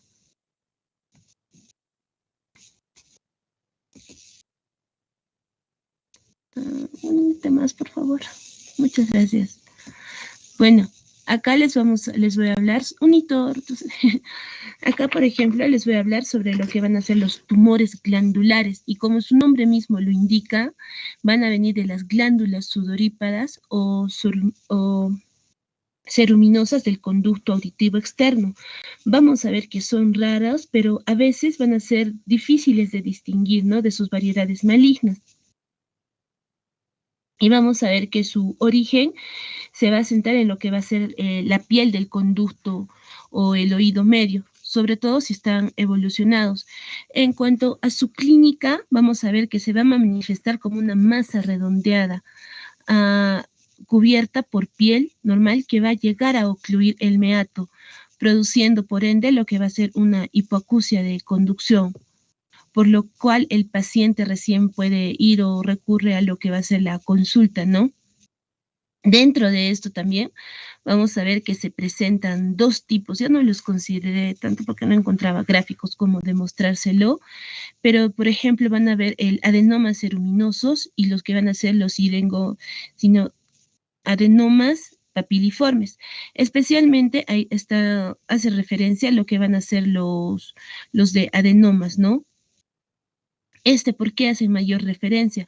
Porque van a aparecer en el oído medio, pero esto a consecuencia de la degeneración de una glándula mucosa, pero esta glándula mucosa, su degeneración va a ser inducida por una otitis media. Entonces, acá el paciente, podemos decir que va a presentar una hipoacusia de conducción justificada, ¿no? ¿Por qué? Porque la presencia de esa masa visible a través del tímpano está invadiéndolo, ¿no? Lo que hace que el propio tumor se exteriorice, se expanda, por así decirlo, ¿no? En el conducto auditivo. Ahora les voy a hablar sobre los tumores glómicos. Se va a presentar en el oído medio, como se ve. También hay un videíto que se les va a presentar más adelante, por favor. Y vamos a ver que es el tumor benigno encontrado con mayor frecuencia. Vamos a ver también que va a tener dos tipos, especialmente. Lo que van a hacer, se van a clasificar en dos tipos, en el glomus timpánico y en el glomus yugular. El glomus timpánico, vamos a ver que como el glomus yugular van a ser de cuatro tipos, perdón. En cuanto al glomus timpánico, su clínica va a ser que se va a presentar una pequeña masa de promontorio. Lo que va a ocupar es el espacio del oído medio, también ocupa el oído medio y mastoides, y ocupa el oído medio, mastoides, y también se puede presentar una invasión del oído externo, ¿no? En cuanto, bueno, al abordaje es de acuerdo al tipo. Por ejemplo, si va a ser de tipo 1 y solamente está ocupando lo que va a ser una pequeña masa, es transcanal. En cambio, por ejemplo, a lo que va a ser el glomus yugular, vamos a ver que de primer tipo es un tumor pequeño, yugular, o va a estar en el oído medio y mastoides. Vamos a ver que en el tipo 2 se va a presentar a modo de una extensión en el conducto auditivo interno y va a tener una posible extensión intracraneal. Como se están dando cuenta, estamos viendo que no solamente estos tumores están invadiendo ya la zona craneal, ¿no? Vamos a ver que tiene una expansión desde el ápex petroso hasta el clivus o fosa intratemporal. El que sigue, por favor.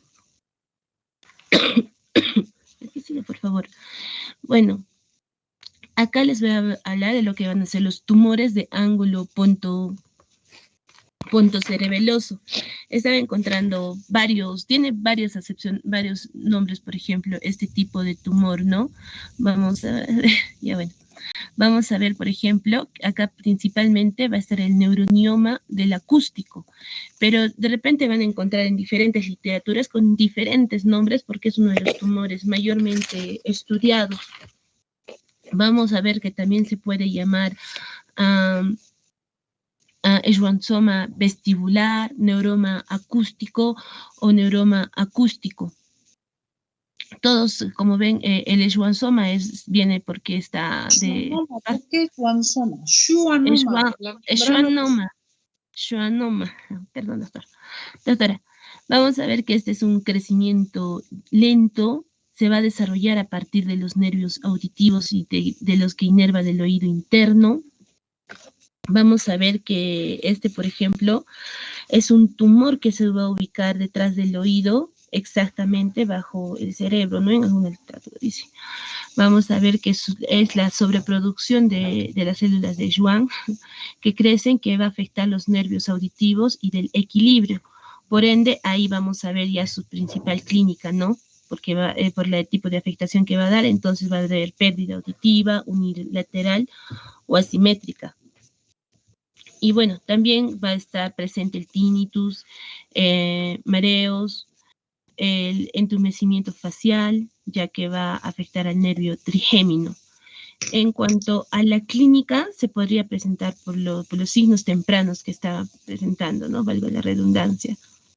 El examen completo de oído y pruebas de audición y equilibrio, ¿no? Podría hacerse, por ejemplo, un examen de audiograma, electronistagmografía, respuesta aditiva del tronco encefálico. El tratamiento es extirpación quirúrgica, también se da por radiación, también se puede dar por lo que va a ser observar, ¿no? Cómo va a evolucionar este tipo de tumor. Vamos, por otro lado, vamos a tener dos tipos, los vestibulares unilaterales y los bilaterales. Vamos a ver también que este tumor es de crecimiento lento, ¿no? Vamos a ver que, por ejemplo, en está el gráfico, ¿no?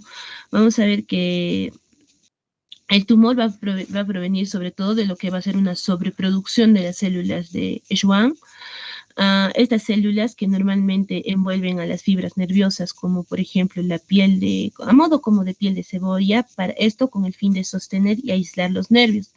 Entonces, a medida que el schwannsoma vestibular crece, va a afectar a los nervios auditivos y también del equilibrio, lo cual va a ocasionar lo que va a ser una pérdida auditiva unilateral o asimétrica, también el tinnitus, ¿no? También como lo que conocemos como el zumbidito, y mareos, pérdida del equilibrio. Entonces, a medida que el tumor crece, va a interferir con lo que va a ser el nervio sensorial también de la cara.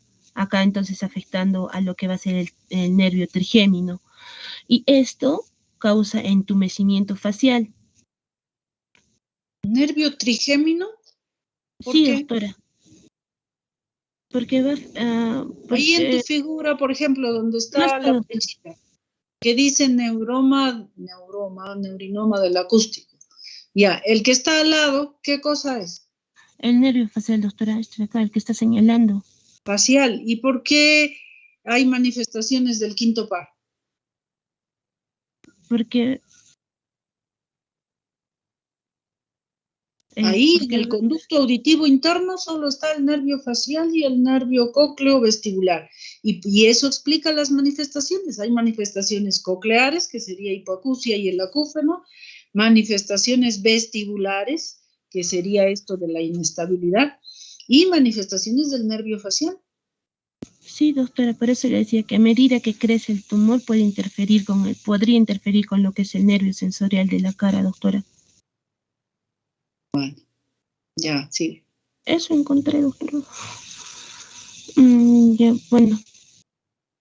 ¿Dónde estaba? Pero bien. Ya, entonces vamos a ver cómo... ya, el que sigue, por favor. Ya. Vamos a ver, por ejemplo, el schwannsoma vestibular unilaterales. Schwannoma. Perdón.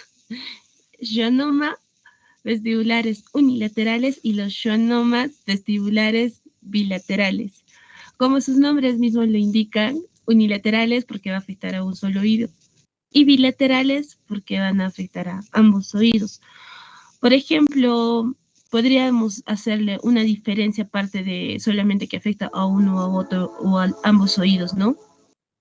Por ejemplo, en el unilateral, los síntomas pueden desarrollarse a cualquier edad, pero generalmente se va a dar entre los 30 y los 60 años.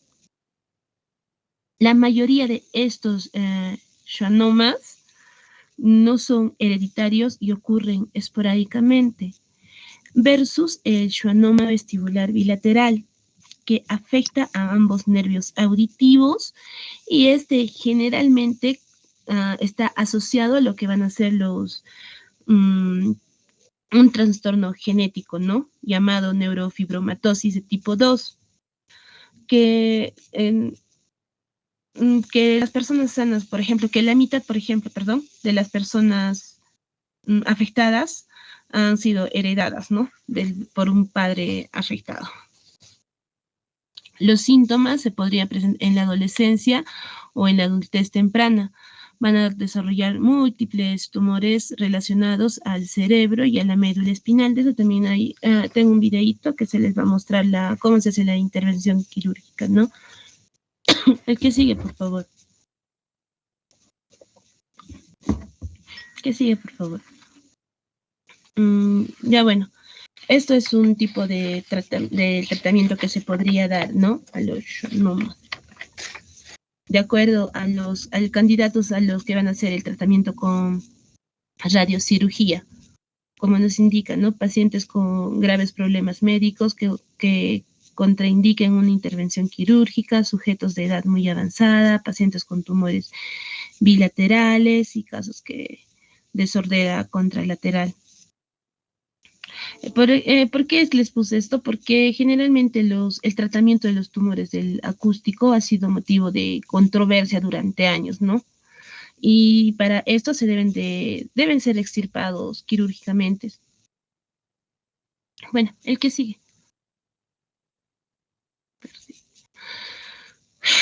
Ya bueno, ahora les voy a hablar de los meningiomas, ¿no?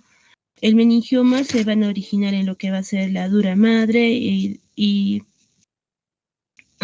la dura madre y el tejido supraracnoideo, que va a rodear especialmente las estructuras del sistema nervioso central. Va a representar el 3% de los tumores del ángulo pontocerebeloso y generalmente estos van a emerger en lo que va a ser la superficie posterior del hueso petroso o a lo largo del seno sigmoideo. Vamos a ver que tiene, por ejemplo, va a presentarse meningiomas de forma yugular y meningiomas de tegmen timpánico. Y estos se diseminan hacia el oído medio. En cambio, el meningioma del conducto auditivo interno van a diseminar hacia las estructuras laberínticas. Entonces, en cuanto a la clínica, vamos a ver que va a haber la pérdida auditiva, que es la sintomatología más frecuente, ¿no? Es de tipo conductivo, la afectación es de la cadena de huesecillos. Vamos a ver también que se va a presentar otitis, dolor de cabeza, vértigos y marea. En la otoscopía se podría ver una masa retrotimpánica de apariencia vascular. ¿El que sigue, por favor? Bueno, acá también vamos a presentar a lo que van a ser los schwannomas de nervio facial. Vamos a ver que se originan en el nervio facial. La clínica va a presentarse mediante espasmos faciales, parálisis, pérdida de lo que va a ser la audición. Estos se van a confundir, es importante también tener en cuenta que se confunden con otros tipos de tumores, por ejemplo con el schwannoma vestibular, bueno, como estábamos hablando más adelante, también se puede confundir con el meningioma, ¿no? Esto debido a la ubicación. Puede ocurrir también en cualquier segmento del nervio facial y va a tener lo que va a ser la tendencia a involucrar múltiples segmentos. El diagnóstico se hace típicamente por la tomografía, o sea, de sección delgada de alta resolución del hueso temporal. Y el tratamiento, bueno, se hace por lo que va a ser la resección del nervio o reducción del tumor.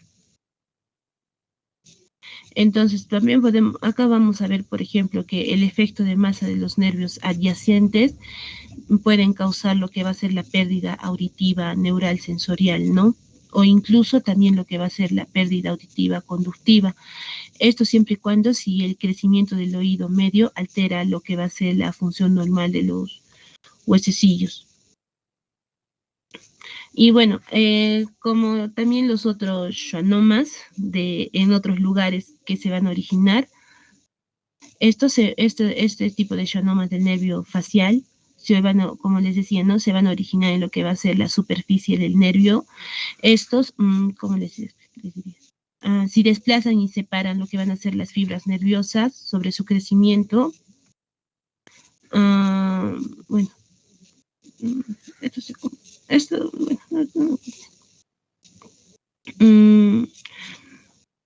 por ejemplo, ¿qué comparación? La comparación que quería hacer con los schwannomas vestibulares es que pueden crecer hasta un grado considerable y ejercer un efecto de masa positivo con el crecimiento en el ángulo pontocerebeloso. Y como les decía, ¿no? Como es el nervio facial, hay que entender que puede ocurrir en este nervio, pues. Y tienen algo también importante de es que van a tener tendencia a involucrar múltiples segmentos. Y estaba leyendo en otra bibliografía que hay cierta predilección por lo que va a ser la región del ganglio geniculado. Bueno, el que sigue, por favor. Ya, las preguntas, es todo, doctora. Después de las preguntas, doctora, se pueden mostrar los videos. Es que no se puede cargar en las diapositivas, porque como me lo están presentando. Ya, a ver, primero muestra los videos. Sí, por favor, Teresita. ¿Puedes mostrar? Ya. Por ejemplo, acá estamos viendo lo que va a ser la resección. Una playcita. Dura un minuto nomás. De lo que va a ser el schwannoma, ¿no? Vestibulares. Estamos viendo cómo se está haciendo la extracción. Bueno, pero sería más. Ay, el sonido se ha perdido también.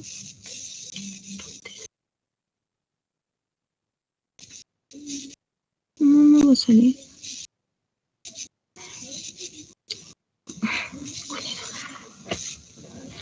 Ya, el otro videito, por favor, Doris, es lo mismo.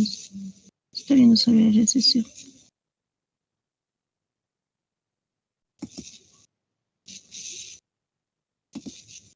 Ya. Sí, por favor. ¿Me puedes aumentar el volumen?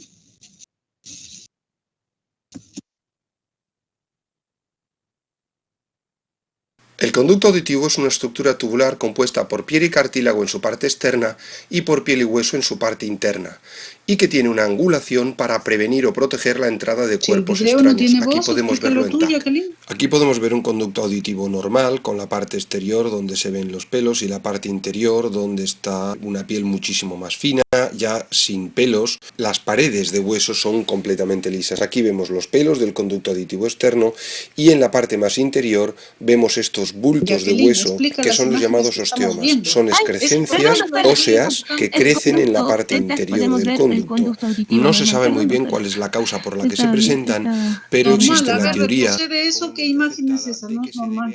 No, retrocede, por favor, desde ahí. Prevenir o proteger la entrada de cuerpos extraños. Aquí podemos verlo en TAC. Aquí podemos ver un conducto auditivo normal con la parte ya, lo que señalaba con flechita. La parte interior donde está una piel muchísimo más fina, estamos viendo el conducto auditivo, doctora, normal, con la parte exterior donde se ven los pelos, ¿no? La parte inferior donde está la piel se ve muchísima más fina, sin pelos, las paredes de los huesos son completamente. A ver, para ahí un momentito el video.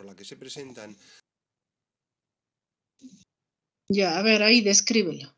¿Qué es eso?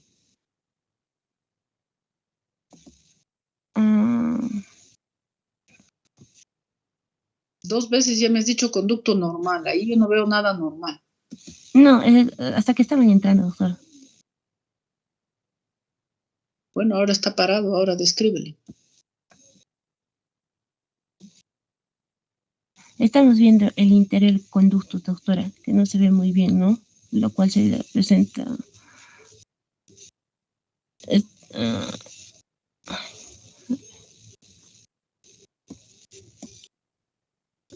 ¿Qué ves? ¿Qué hay allí en el conducto? Sí, se ve perfecto, solo que no es normal. Se ve, por ejemplo, doctora, ¿cómo diría? ¿Cómo se llama esa patología? Esa, doctora, es el... Ay, se me olvidó. Osteoma, doctora, del conducto auditivo externo. No, pareciera y justamente se hace el diagnóstico diferencial entre esto y el osteoma. ¿Cuál es? ¿Cuál es la diferencia? Este video lo encontré como osteoma, doctora. Bueno, habla cuál es la diferencia entre osteoma y exostosis. Ahí está, ya te estoy dando el diagnóstico.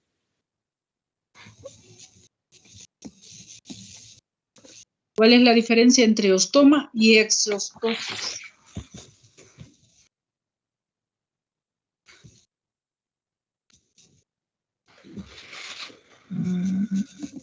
Ya, tarea para la próxima, Jacqueline. Diferencia entre osteoma y exostosis. ¿Sigue con el video, Doris? Pero existe la teoría comúnmente aceptada. Miren ustedes, hay un crecimiento óseo en las paredes y no solo es uno, son varios. ¿Se acabó? ¿No más video? Sí. No. Bueno, gracias. Deja de compartir tu pantalla. A agua fría, ya que se ha visto que este tipo de crecimiento es más frecuente en nadadores. Los principales problemas que generan es lo que nosotros podemos ver aquí ahora. ¿Hay más videos? Básicamente de autolimpieza del conducto, ya que con una muy pequeña cantidad de cera se pueden crear tapones. Ahí está, mira. Y también puede Ahí dice agua en el interior, una pregunta. Osteoma y exostosis. Normalmente no requieren ningún tipo de tratamiento porque son absolutamente benignas, pero a veces es necesario eliminarlas quirúrgicamente para poder regularizar la superficie. Bueno, mejor dejemos esto. Bien, gracias. Deja de compartir, Doris. Bien, chicos, creo esta ha sido la última exposición que hemos realizado.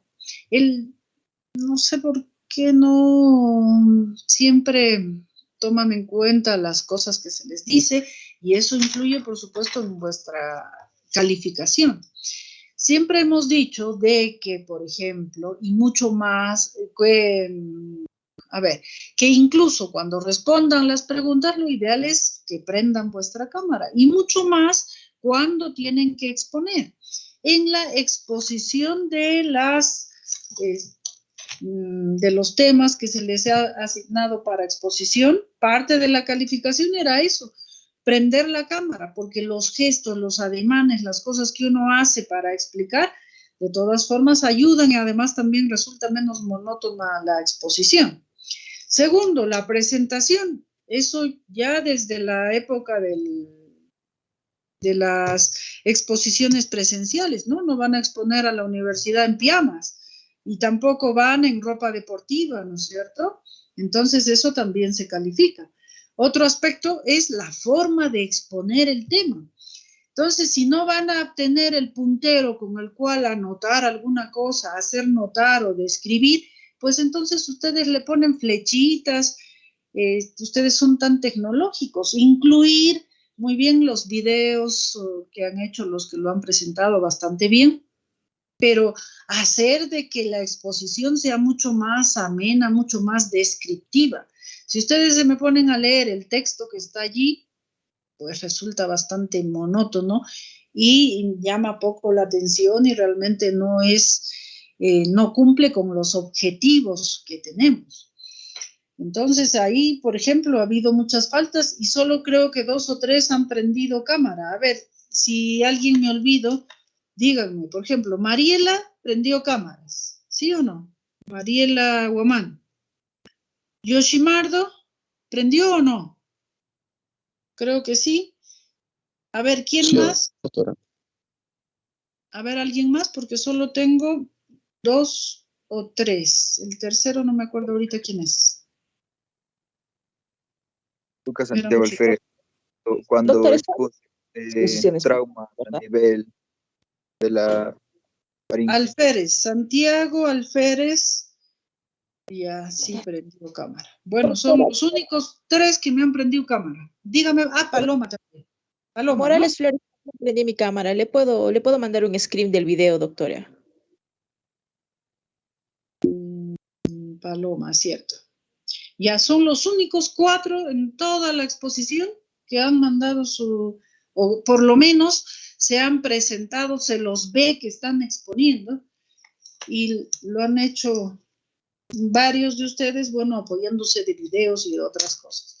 Entonces, ese es el objetivo de las exposiciones, chicos, no solo en otorrino, en general, en vuestra vida cotidiana, algún momento que tengan que exponer, pues háganlo lo más explícito posible, usando videos, flechitas, punteros, estando ahí ustedes apuntando las cosas, dando énfasis, hasta la voz, la entonación tiene que ver con la descripción del tema que uno está haciendo.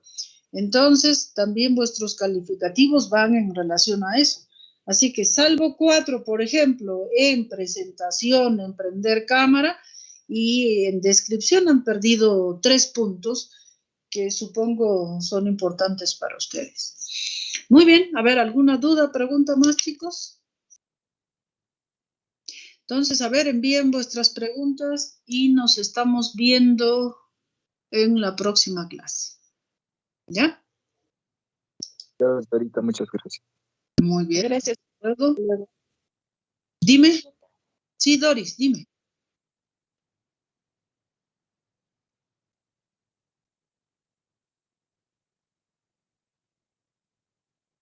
Feriado. Pero jueves 9 feriado, ¿por qué? El 16, que es Corpus, es feriado, pero el 9...